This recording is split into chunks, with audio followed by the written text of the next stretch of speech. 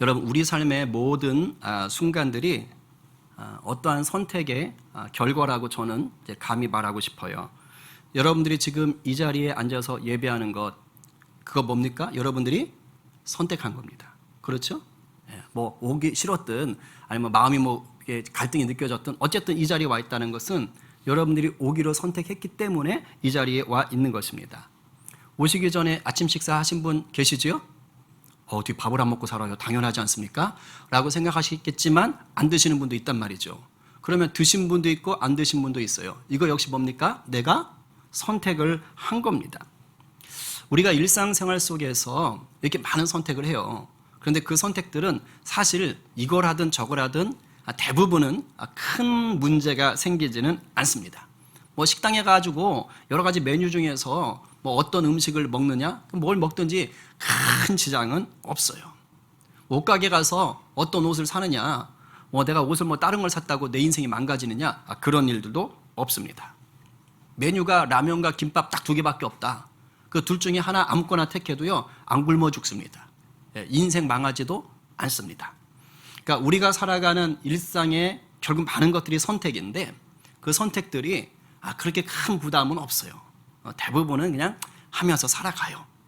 그런데 가끔은 우리가 정말 위험한 선택을 하는 경우가 있습니다.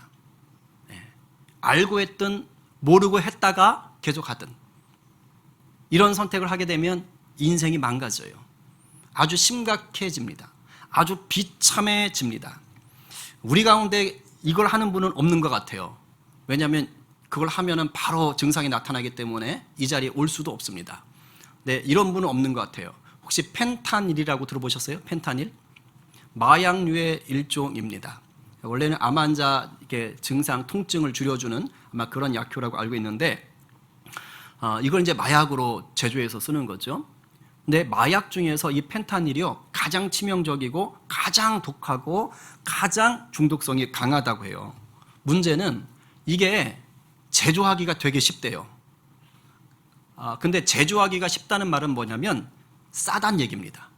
그러니까 싸게 금방 제조하니까 많이 팔 수 있는 거예요. 누구에게나 팔 수 있는 거예요. 애들도 살 수 있는 거예요. 그만큼 위험한 건데 이게 쉽게 유통이 되고 있다는 겁니다. 문제는 보통 마약이라고 할 때는 이게 중독이 되려면 그래도 좀 몇 번 꽤 반복을 해야 되거든요. 근데 펜타닐은 어떠냐? 한두 번만 해도 바로 중독이 된답니다. 무서운 거죠. 그냥 한두 번 어저 하다가 그냥 그래서 뭡니까? 술집 잘못 갔다가 그냥 거기 주는 거 거기 약 탄대잖아요. 그 마약 탄대잖아요. 그럼 이제 거기 가서 중독되는 거예요. 자기도 모르게. 그걸 선택했다가 그렇게 되는 것이죠. 이 펜타닐 같은 경우는 한번 중독되잖아요. 한두 번만 해도 중독인데 중독이 되면 내 힘으로는 빠져나올 수가 없대요. 그냥 한 2년 버티다가 죽을 수밖에 없는 그런 위험한 마약이라고 합니다. 왜 그러냐면 내가 이걸 나쁜 줄 알고 끊으려고 해도요. 끊었을 때 오는 고통이 상상을 초월한답니다. 그러니까 금단 현상이라고 그러잖아요. 이게 너무너무 고통스럽대요. 그래서 거기 빠졌다가 지금 치료받는 분들 또는 정말 특별한 은혜 가운데 나은 분들 얘기를 들어보니까 일단 무지하게 가렵대요. 근데 피부가 가려운 게 아니라 피부 속에 있는 근육 속에 벌레들이 기어다니는 것 같대요. 너무너무 가려워서 아주 죽는답니다. 근데 제가 펜타닐을 해본 적이 없어서 그 고통은 모르지만 제가 돌발성 난청으로 병원에 입원했을 때 스테로이드를 처방을 받은 적이 있어요. 근데 그게 부작용이 있대요. 근데 여러 가지 부작용이 있는데 저는 어떻게 왔냐면 가려움증으로 왔어요. 6개월 동안 가더라고요. 근데 물만 닿으면 온몸이 그냥 아프도록 가려워요. 시릴 정도로. 그래서 제가 샤워장에 들어갔다 막 벌벌 떨면서 정말 이렇게 너무너무 고통스러워가지고. 근데 아마 그 펜타닐 중독은 그건 뭐 될 것도 아닌 것 같아요. 될 것도 아닌 것 같아. 거기다가 그 오한과 발열이죠. 막 추웠다가 더웠다가를 계속 반복한대요. 막 정신을 못 차린답니다. 그리고 구역절이 나고 사람 몸에 있는 구멍이랑 구멍으로 뭐가 다 나온답니다. 감당을 못 한대. 그리고 심지어는 내장이 마취되는 것 같은 통증을 느낀다고 해요. 근데 이것이 계속되면 어떻게 되느냐? 근육이 마비가 되는 거예요. 근육이 마비가 돼가지고 몸이 뒤틀리고요. 정신은 온전하냐? 그렇지 않지요. 환청, 환시, 막 이상하게 들리는 거예요. 예. 그래서 막 대화하고 막 그러는 거예요. 저도 혼자 주님하고 대화 많이 하는데 그거하고 좀 결이 달라. 이상해. 그냥 막 허공에다 막 주먹질하고 있고, 막 이런 일들이 벌어지는 거예요.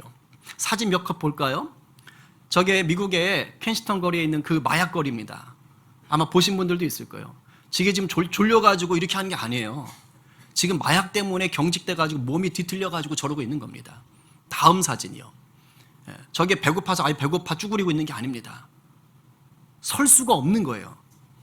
근육이 뭉개져가지고. 오른쪽에 있는 사진은 저렇게 몸 상태에서 지금 마약하고 있는 겁니다. 저게. 너무 쉽게 구한대요. 너무 쉽게. 너무 쉽게. 다음 사진 볼래요? 여러분, 심지어 치아까지 가렵대요. 그래서 입을 바드득 가는 거예요, 치아를. 입이 남아날 수가 없답니다. 엉망이 된대요. 그리고 그냥 널브러져 자는 거예요, 아무 데서나. 널브러져. 지금 우리나라도 이게 예외가 아닙니다, 지금. 지금 학생들이요. 이거 쉽게 구하니까.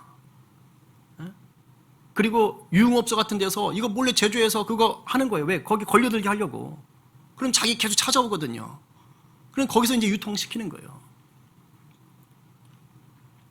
얼마나 무서운지 모릅니다. 얼마나 무서운지. 여러분 정말 우리나라 대통령, 정치, 경제 입법하는 사람들, 국회의원들 잘 뽑으셔야 돼요. 절대 이런 거 법 만들면 안 되는 거예요. 그런데 중요한 것은 어떻게 저렇게 저 사람들이 저렇게 살까요? 저 사람들이요 다 한 집에 아빠하고 엄마하고 자녀들이에요. 근데 저러고 사는 거예요. 왜 저렇게 비참하게 살까요? 펜타닐을 선택했기 때문이에요. 선택한 거예요. 두어 번 한 후에 나쁜 줄 알면 어떻게든지 그걸 벗어날 생각으로 다른 걸 선택해야 되잖아요. 그런데 금단 현상이 너무 힘들다고 또 선택하는 겁니다. 또. 그러니까 이 비참하고 끔찍한 것에서 벗어나지 못하는 거예요. 근데 여러분, 이 비참하고 끔찍한 선택이요, 비단 마약뿐이겠어요? 그렇지 않습니다. 이것 말고도 우리 인생에는요, 우리가 정말 순식간에 우리 인생을 망가뜨리는 그러한 선택들을 하는 경우가 종종 있어요. 극단적 선택을 하는 경우들이 그와 같아요. 대부분은 뭐 하는 거예요? 마음을 잘못 다스리거나 감정을 잘못 다스려서 일어나는 행동들이죠. 이것 때문에 살인을 부르기도 하고 돌이킬 수 없는 범죄를 저지르기도 하고, 그래서 목사들도 한순간에 무너지는 경우들이 있지 않습니까? 자기 스스로의 목숨을 끊기도 하고, 이런 일들이 있는 거예요. 잘못된 선택이요. 이런 선택은 하는 순간 그냥 무너지는 거예요. 하면 안 되는 거예요. 그런데 그것을 선택하더라는 거예요. 때로는 순식간은 아니지만 끊어내지 못한 나의 반복적인 선택이요, 서서히 그러나 치명적으로 인생을 망가뜨리기도 합니다. 순식간에 망가뜨리진 않아요. 아주 서서히. 내가 그걸 계속해서 반복할 때 아주 서서히, 그러나 치명적으로 망가뜨리는 거예요. 뭐라고 구체적으로 얘기하지 않아도 다 알 수 있는 것들이에요. 우리가 중독이라고 얘기하는 게 다 이와 같아요. 영적으로 말하면 하나님이 기뻐하지 않는 것들을 당장 나한테 손해가 없다고, 문제가 없다고 계속해서 반복적으로 선택할 때 그것이 결국은 나에게 치명적인 고통으로 다가옵니다. 여러분 명심하셔야 됩니다. 속도가 느리다고 해서, 내 앞에 드러나는 현상이 더디다고 해서 그것이 안전하거나 우습게 볼 것이 아닙니다. 정도의 차이는 있겠지만은 결국엔 그것이 나를 죽이는 거예요. 삶을 망가뜨리는 거예요. 나만 망가지는 게 아니라 내 가족도 망치고 내 이웃도 망치는 결과가 빚어질 수가 있습니다. 이게 다 뭘로 비롯돼요? 선택. 아마 이 자리에도 그런 분들이 계실 거예요. 서서히 나를 죽여가고 가족을 죽여가고 있는 선택을 하는 분들이 계실 수 있습니다. 그러나 한편으론 지금 우리가 이 자리에 있다는 것, 그 하나가 아직은 돌이킬 수 있는 기회가 남아있다는 신호이기도 합니다. 믿으십니까? 오늘 이 시간에 성령께서 우리의 심령을 만지시고 혹시라도 하나님이 기뻐하지 않는 것을 반복적으로 선택하고 있다면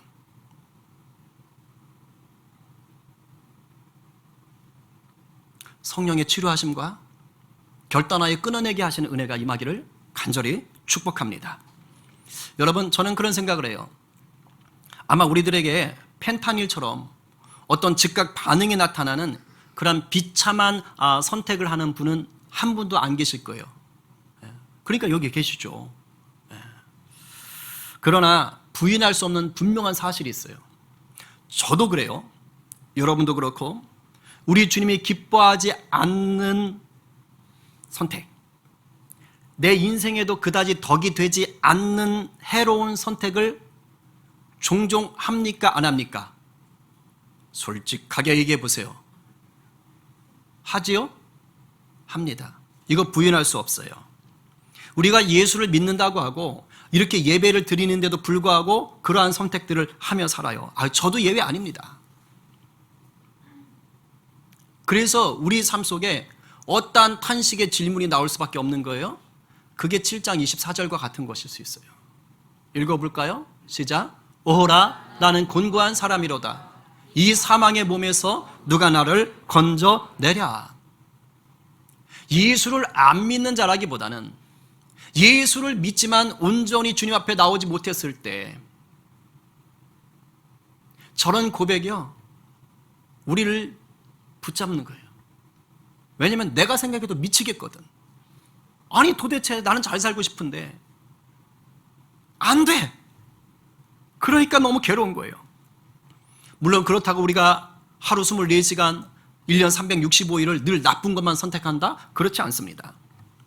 제가 알기로 저나 여러분들은 이미 속마음에 많은 경우는 하나님 말씀대로 하나님의 기쁨을 위해서 살고 싶어 하십니다. 맞죠? 그걸 선택하려고 합니다. 그런데 지난 시간에 제가 노래 하나 불렀지만 내 속에 뭐가 있어요? 또 다른 내가 있어요. 또 다른 내가 있어. 근데 내 속에 있는 또 다른 나는 뭘 즐겨요? 죄의 유혹을 즐겨요. 이게 아닌데 싶은데도 그걸 또 덥석 가서 잡는 또 다른 나가 있단 말이에요. 그러니까 하지 말아야 될 선택을 계속하고 있는 거예요. 계속하고. 그러나 분명한 진리가 하나 있습니다. 예수 믿는 우리의 인생이 평생 이런 비참한 갈등과 번민의 연속인 것은 아니라는 것입니다. 우리가 예수님 안에 산다면 우리 인생은 바뀔 수 있어요. 25절 상반절의 사도 바울의 고백이 우리의 고백이 될 수 있는 것입니다. 읽어봅니다. 시작. 우리 주 예수 그리스도로 말미암아 하나님께 감사하리로다. 여러분들의 잘남으로 여러분들의 인격으로 감사하는 것이 아닙니다. 누구로 말미암아? 예수 그리스도로 말미암아.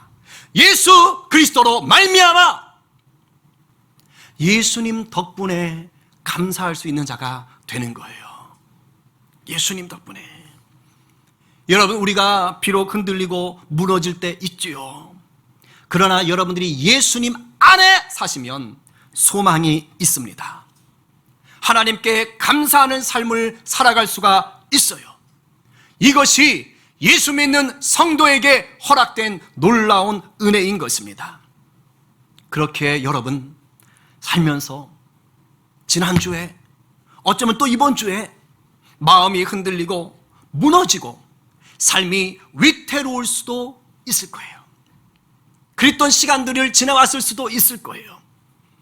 그러나 그때마다 예수님을 선택하는 자 되기를 간절히 축복합니다. 예수님을 선택하면 사는 거예요. 예수님을 선택하는 것이 인간이 우리가 이 세상에서 선택할 수 있는 그 모든 것들 중에서 가장 복된 선택인 줄로 믿습니다. 영생을 누리는 유일한 선택인 줄로 믿으시기 바랍니다. 아멘이요. 그 얘기를 하고 싶은 게 8장이에요. 8장은 예수님을 선택한 자가 얼마나 복된 자인가를 말하는 본문입니다. 우리 믿음의 많은 선배들이요, 이 로마서 8장을 일컬어 복음 중에 복음이다, 복음 중에 복음이다라고 극찬을 했어요. 성경 66권 중에 가장 복음을 잘 나타낸 책이 뭐냐? 한 권만 뽑아봐라. 그러면 로마서. 그럼 로마서 중에 가장 복음을 핵심적으로 드러낸 곳이 어디냐? 뽑으라면 8장인 거예요. 옥하는 목사님의 어떤 설교가 유튜브 떠다니는데 그 제목이 그래요. 성경 다 없어져도 이것만 있으면 됩니다. 강조죠, 강조. 그게 8장 얘기하는 거예요. 그만큼 중요하다는 것이에요. 단순히 이 8장의 문장이 아름다워서가 아니에요. 내용이 유익해서가 아니에요. 많은 믿음의 선배들이 이 8장의 복음을 듣고 읽고 그것을 선택하여 복음의 삶을 살아냈기 때문인 것입니다. 하늘의 복을 누렸기 때문인 것이에요. 그러면 이 놀라운 복이 그 믿음의 선배들만의 것입니까? 아닙니다. 오늘 우리도 얼마든지 누릴 수가 있는 것이에요. 아멘이세요? 아멘입니다. 이미 누리고 계신 분들도 있어요. 앞으로 누려야만 하는 분들도 계십니다. 바로 그런 분들이 이 자리에 앉아 계신 줄로 믿습니다. 우리가 오늘 말씀을 통해서 세상은 알 수도 없고 감당할 수도 없는 이 복음의 복을 만끽하시기를 간절히 축복합니다. 아멘입니다. 자, 1절 같이 읽겠어요. 자, 시작. 그러므로 이제 그리스도 예수 안에 있는 자에게는 결코 정죄함이 없나니. 할렐루야. 너무 유명하죠? 그리스도 예수 안에 있는 자에게는 결코 정죄함이 없나니. 너무 유명해요. 너무 많이 들었어요? 정죄함이 없나니. 물어볼게요. 정죄가 뭡니까? 엄청 들었어요. 근데 혹시 교회 바깥에 세상 가서 정죄한다라는 말 많이 쓰나요? 안 써요. 많이 안 써요. 거의 안 써요. 교회 와야지 듣는 거예요. 근데 교회 오면 엄청 들어요. 근데 뭔 뜻인지 모를 때가 있어요. 정죄, 한자어지요? 죄를 정한다, 이런 뜻이에요. 정죄한다는 게. 쉽게 말하면 이런 거예요. 너 도둑이야. 넌 나쁜 인간이야. 넌 강도야. 넌 살인자야. 이런 식으로 불린다는 것입니다. 근데 본문이 말하고자 하는 정죄는 단순히 이런 것이 아니에요. 왜냐? 우리가 예수를 믿고 이 땅에 살지만 여러분, 어떤 잘못을 할 때나 죄를 지을 때가 있습니까? 없습니까? 안타깝게도 있어요. 그렇죠? 그래서 그냥 주위 사람들에게, 누군가에게 당신 이런 잘못을 했어요, 당신 이런 죄를 지었어요 라고 얘기를 듣는 경우가 있잖아요. 이게 법을 어기면은 이제 감옥 가는 그런 죄가 될 수도 있는 것이고요. 그러나 일반적으로 우리가 이 땅을 살면서 부모님에게, 친구에게, 직장에서 참 듣고 싶진 않지만 때때론 잘못을 하고 때때론 죄를 지어서 너는 거짓말쟁이야, 너는 사기꾼이야, 너 배신자야, 너 게으름뱅이야, 넌 뻔뻔한 사람이야, 넌 미련이야, 너는 욕심쟁이야, 너는 욕쟁이야, 너는 철면피야, 너는 냉혈하냐, 이런 식으로 정죄를 받는 경우가 있다는 거예요. 그런데 아까 본문 8장 1절에 정죄함이 없다, 결코 정죄함이 없다라고 할 때 이 정죄를 우리가 살면서 잘못하고 죄 지었을 때 듣는 그런 정죄로만 안다면 이건 큰 문제가 생겨요. 왜냐하면 내가 잘못하고 내가 죄를 지었는데 그런데 그런 죄가 없어진다는 거 아니에요. 신경 안 써도 된다는 거 아니에요. 상관없다는 거잖아요. 괜찮다는 것이잖아요. 말이 돼요? 아니, 내가 잘못했어.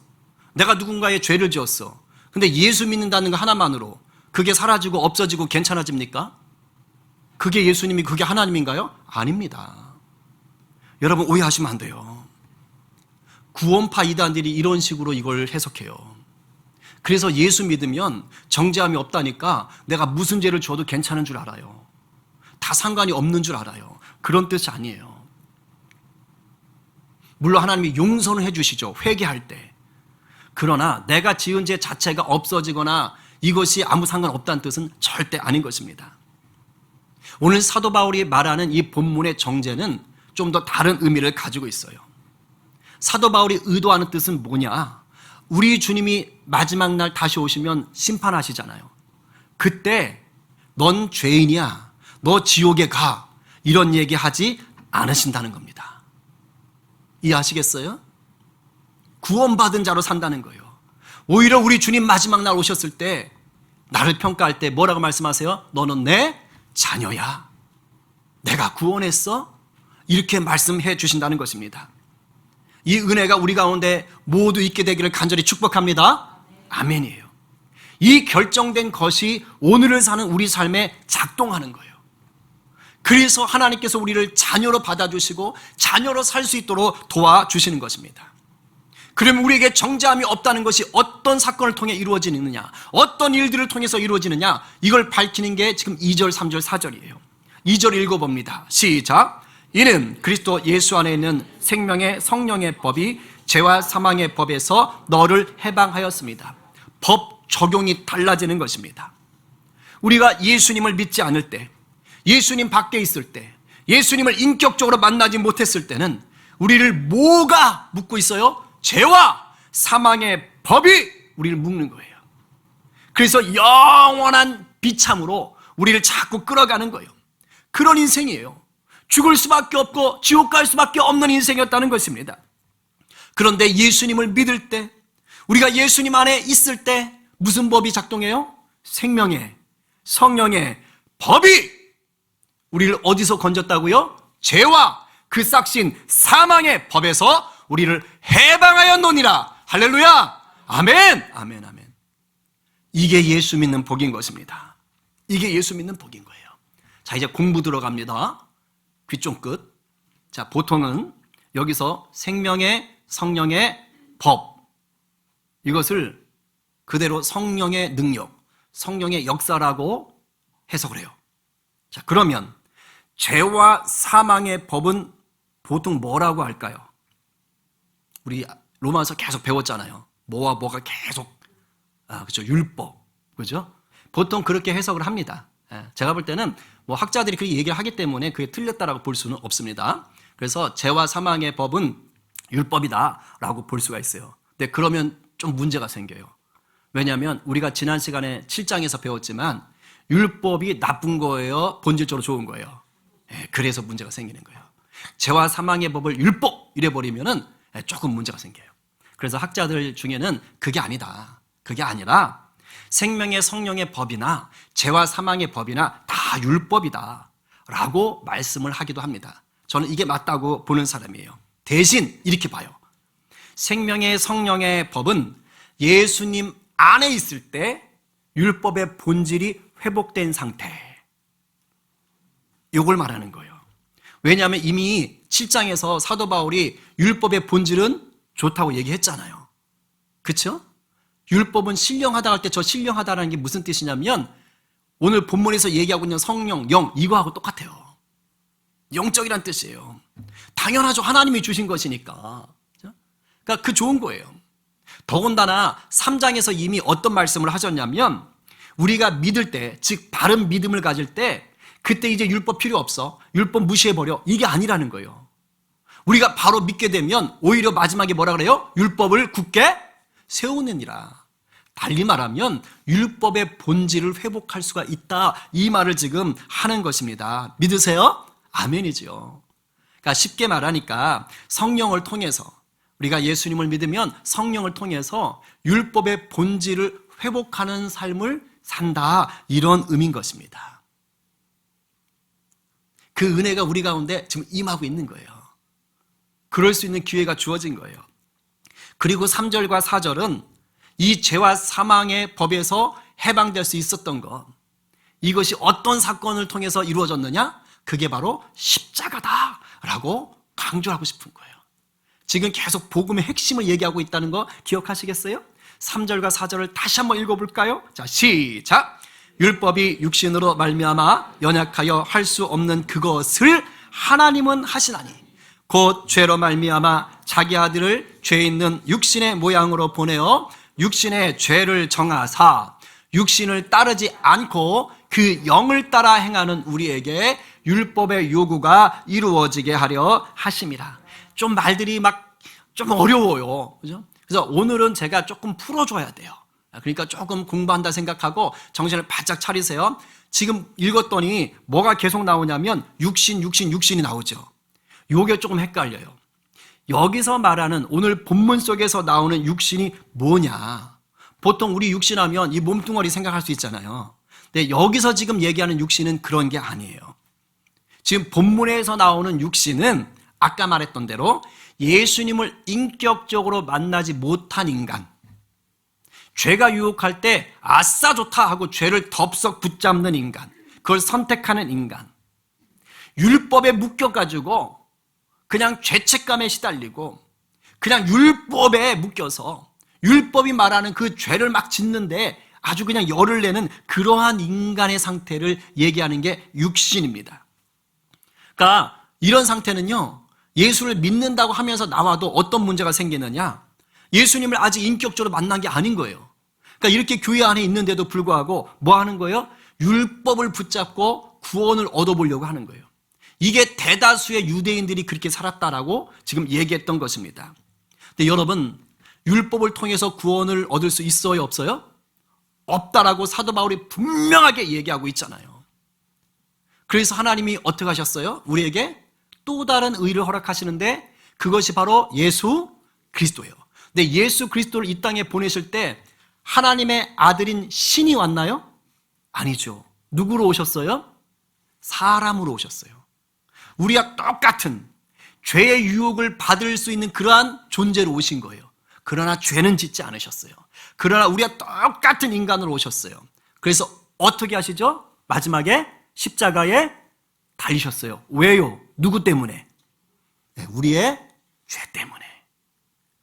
죄가 없는 사람의 몸으로 오셨는데 내 죄를 대신 지시는 거예요.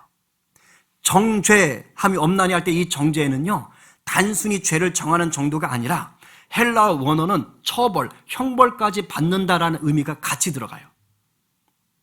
예수님이 내가 죄로 인해 처벌받아야 될 것을 대신 십자가 위에서 대신 처벌받으신 거예요. 하나님이 지금 그 사건을 얘기하시는 거예요.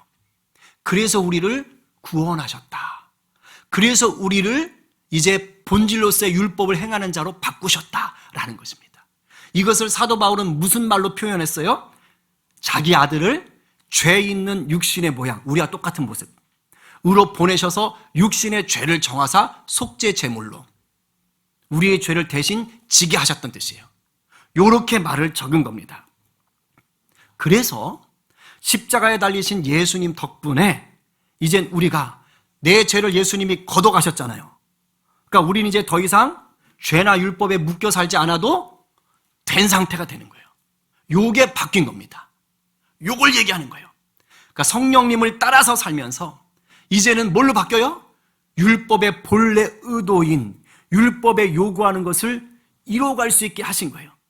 그럼 율법의 본래 의도를 압축해서 한 문장으로 만들면 누구 사랑을 이루는 거죠? 하나님 사랑, 이웃 사랑, 바로 이거예요. 율법의 본질이 하나님 사랑, 이웃 사랑인데 이것을 우리가 예수를 믿고 예수님이 내 죄를 대신 지셔서 이제 내가 성령의 사람으로 살게 되면 율법의 본질은 하나님 사랑, 이웃 사랑을 실천할 수가 있는 거예요. 이것을 사절처럼 얘기한 거예요. 육신을 따르지 않고 성령을 따라 행한 우리에게. 왜? 이제 바뀌었으니까. 율법의 요구인 본질의 요구, 하나님 사랑, 이웃 사랑을 이루어지게 하심이라. 할렐루야. 아멘, 아멘, 아멘. 그러니까 우리가 예수님 안에 온전히 거하면 거할수록 이제 아까 24절에 했던 그 탄식 있죠. 오라 나는 공고한 사람이로다. 이 사망의 몸에서, 이 사망의 덫에서, 이 사망의 늪에서 누가 나를 건져냈지? 이러한 고백들이 줄어들어요? 점점 늘어가요? 줄어드는 거예요. 비참한 갈등에 계속 묶이는 것이 아닙니다. 그래서 예수님 안에 살기를 힘써야 되는 거예요. 그럼 예수님 안에 사는 삶의 특징이 뭐냐? 그걸 밝혀주는 게 이제 5절부터 11절까지예요. 너무 중요하니까 계속 강조해요. 어떻게 강조하느냐? 네, 나쁜 것을 대조해서 강조합니다. 요것과 요것을 비교하는 거예요. 자, 그게 뭔지를 찾아봅시다. 자, 5절부터 9절까지 먼저 읽을게요. 자, 시작. 육신을 따르는 자는 육신의 일을, 영을 따르는 자는 영의 일을 생각하나니 육신의 생각은 사망이요 영의 생각은 생명과 평안이니라. 육신의 생각은 하나님과 원수가 되나니 이는 하나님의 법에 굴복하지 아니할 뿐 아니라 할 수도 없음이라. 육신에 있는 자들은 하나님을 기쁘시게 할 수 없느니라. 만일 너희 속에 하나님의 영이 거하시면 너희가 육신에 있지 아니하고 영에 있나니 누구든지 그리스도의 영이 없으면 그리스도의 사람이 아니라. 아멘. 뭐하고 뭐를 계속 비교하고 있죠? 핵심 단어 육신과 영. 100점 만점. 아주 잘하셨어요. 지금 육신과 영을 비교하고 있어요. 근데 아까 육신이 뭔지는 얘기했죠. 하나님 주인 삼지 않고 내가 주인 된 거예요. 예수님을 인격적으로 만나지 못해서 그런 거예요. 그래서 제 유혹이 오면 얼싸 좋구나 하고 기꺼이 그냥 그걸 선택하는 거예요. 그래서 사망을 향해서 마구 달려가는 인생, 그게 육신에 속한 겁니다.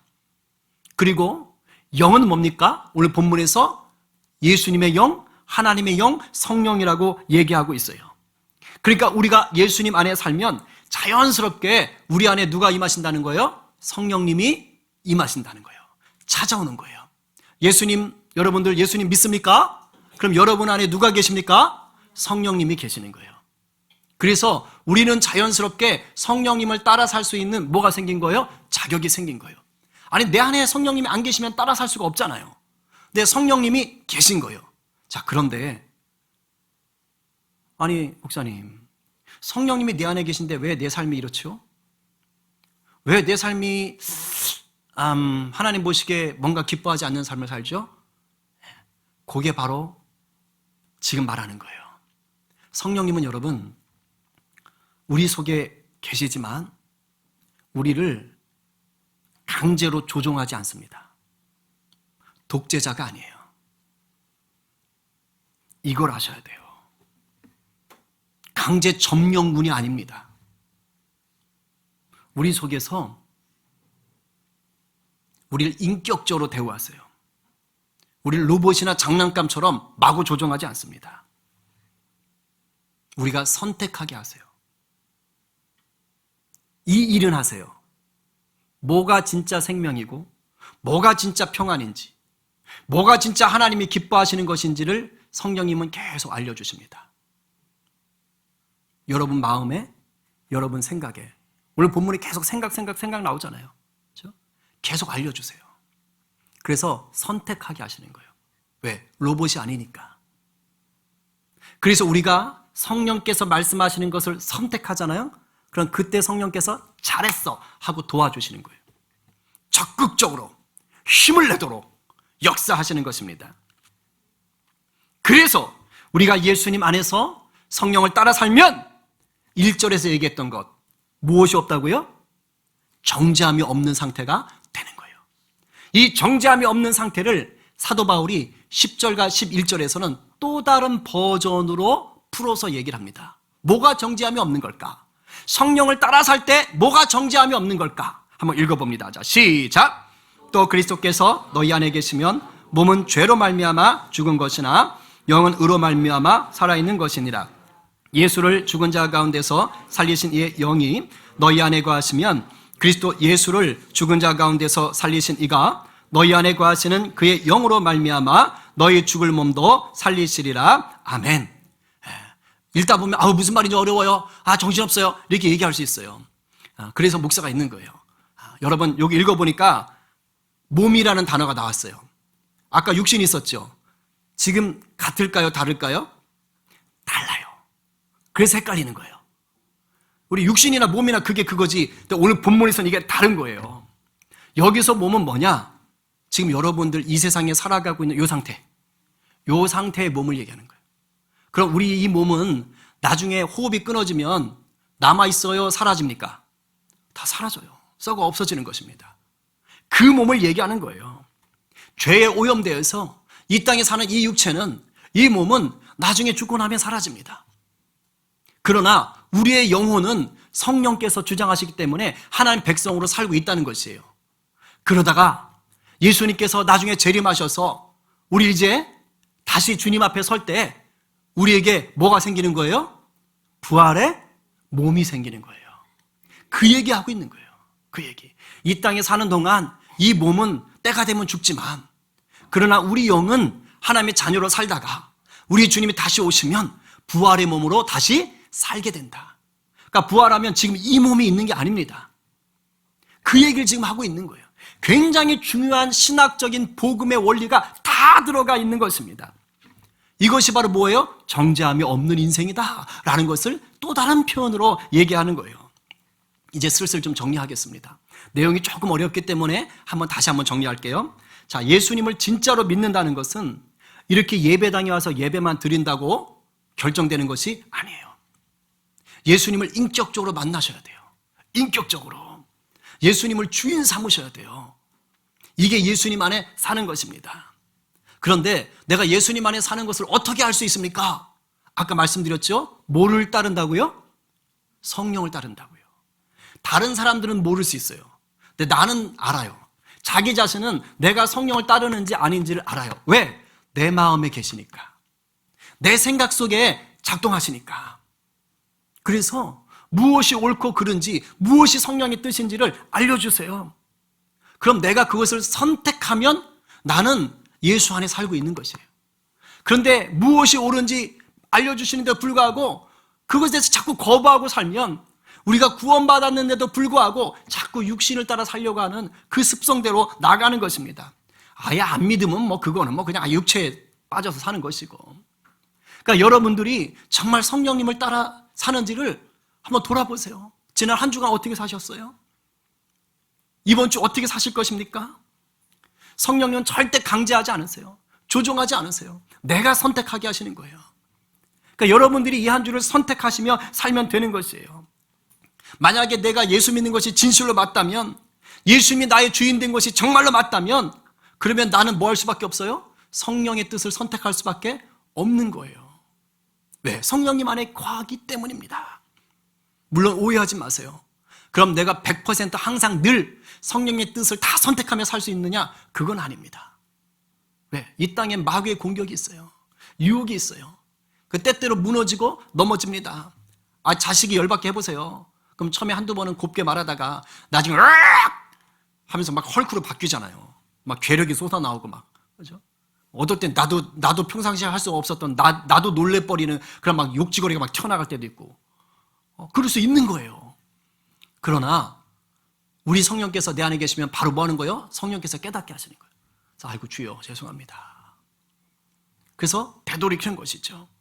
그래서 성령이 내 안에 있으면 100% 완벽한 삶을 살지 못해도 나의 마음과 나의 생각의 방향이 일관성이 있어요. 늘 누구를 바라보는 거예요? 믿음의 주요 온전케 하시는 예수를 바라보는 것입니다. 이걸 우리가 더 날마다 누려가는 거예요. 제가 금요일 밤에 자다가 꿈을 꿨어요. 꿈 내용을 정확하게 얘기해 드리지는 않겠어요. 근데 꿈 내용이 좀 기분 나빴어요. 하나님이 기뻐하지 않는 내용들이었어요. 제가 꿈속에서 주님과 동행하면서 막 이렇게 에덴 동산에서 뛰어놀았으면 얼마나 좋았겠어요. 근데 그게 아니고 하나님이 기뻐하지 않는 거, 누군가를 자꾸 미워하고 정죄하고 내 마음대로 내 욕심대로 막 그런 것들을 처리하고 그런 것들이었어요. 그런데 제가 주님을 인격적으로 만나지 못한 때였다면 아마 그 꿈들을 즐겼을 거예요. 저는 막 하면서 막 그냥 내 마음대로 함부로 하고 했을 거예요. 근데 놀랍죠? 진짜 신기했어요. 제가 꿈속에서요, 그러한 저의 모습을 거부하며 싸우는 거예요. 그러한 저의 모습. 그러니까 그렇게 기도하는 거예요. 제가 그런 막 마음이 드니까 막 그렇게 하려고 하니까 제가 기도하는 거예요. 그 속에서 하나님 나 싫어요. 나 이렇게 살기 싫어요. 나 이런 식으로 내 영혼을 더럽히기 싫어요. 하나님, 나는 사랑하는 자가 되고 싶어요. 나는 정결하고 싶어요. 막 이렇게 막 하나님 앞에 간구하는 거예요. 그래서 예수의 이름으로 명하노니 떠나라! 이렇게 하고 있는 거예요. 가위 눌린 거 아닙니다. 가위 눌렸을 때는 뭐 예수의 이름으로 명하고 막 하죠. 근데 이거 꿈속에서 제가 그러고 있다는 거예요. 꿈속에서. 제가 오늘 본문 8장을 계속 이렇게 붙잡고 있다 보니까 아마 그런 꿈을 꾸게 하셨던 것 같아요. 그래서 제가 꿈을 깨고 나서 혼자 웃었어요. 왜냐면 그냥 그러는 제가 웃긴 거예요. 야, 정말 나는 꿈속에서도 이러고 살아야 되는 거야? 막 이런 생각이 드는 거예요. 난 꿈속에서조차도. 근데 여러분, 모르겠어요. 정말 저는 그렇게 살고 싶은 거예요. 정말 그냥 제가 목사여서가 아니라 정말 성령님을 따라 살고 싶고 성령님이 기뻐하는 삶을 정말 살아내고 싶은 마음이 간절한 거예요. 그러니까 때때로 제 속에도 그런 생각들 들 수 있죠. 하나님 기뻐하지 않는 생각들이 들 수 있잖아요. 근데 그걸 허용하고 싶지 않은 거예요. 빨리 그것들을 성령께서 깨닫게 하셔서 그걸 내어 쫓고 싶은 거예요. 그래서 주님이 맡기신 그 율법이 행하는 본질, 하나님 사랑, 이웃 사랑을 위해서 너무너무 살고 싶은 거예요. 그런 마음이 있는 거예요. 그러니까 아마 그 밤에 성령께서 꿈을 통해서 그걸 깨닫게 하셨나 봐요. 그래가지고 내가 할렐루야, 주님 어쨌든 감사하네요. 그리고서 이제 아침 기도에 가려고 일어나가지고 씻고 나왔다니까요. 이것이 비단 뭐 저만 이렇게 살겠어요? 여러분들도 다 그렇게 사시죠? 그렇잖아요. 그렇죠? 저보다 아마 더 강렬하지 않나요?